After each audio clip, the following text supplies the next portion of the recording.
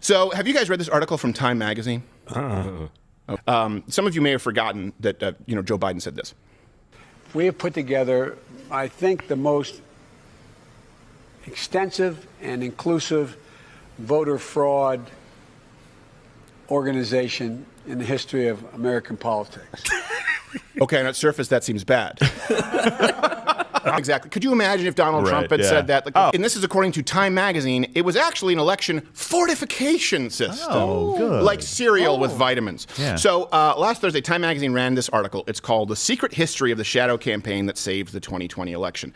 Now, I encourage you to read the full article. It was a well-funded cabal of powerful people ranging across industries and ideologies working together behind the scenes to influence perceptions, change rules and laws, steer media coverage, and control the flow of information.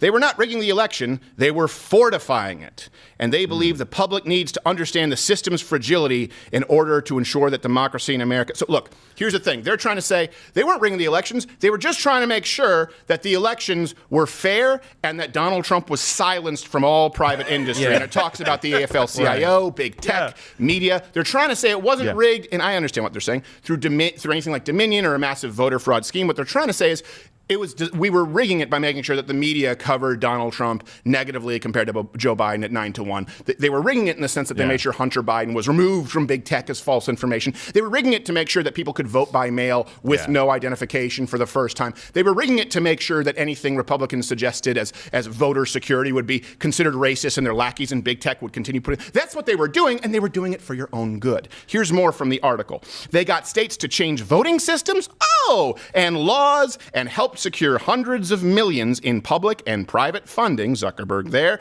They fended off voter suppression lawsuits, recruited armies of poll workers, and got millions of people to vote by mail for the first time. They successfully pressured social media companies to take a harder line against disinformation and use data-driven strategies to fight viral smears. In a way, Trump was right. There was a conspiracy unfolding behind the scenes, one that both curtailed the protests and coordinated the resistance from CEOs. Now, listen, this is very clear that Democrats are trying to steal the next elections. I can't talk about the previous elections, but what they talk about here, very clear they're trying to rig the elections, trying to steal the next elections. Very clear what they're trying to do through voter laws, what they're trying to do without voter ID by having massive immigration and amnesty.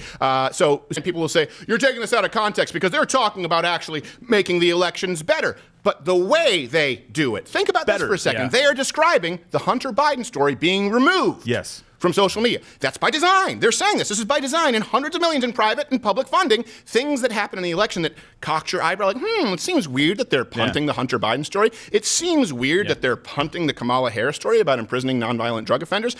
That's by design. The election wasn't rigged by just vote. We're not just talking about long before that.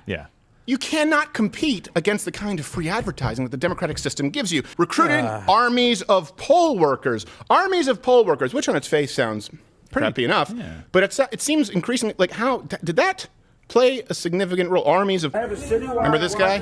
The army of poll workers booted him even though he had every right to be there. This is the city of Philadelphia.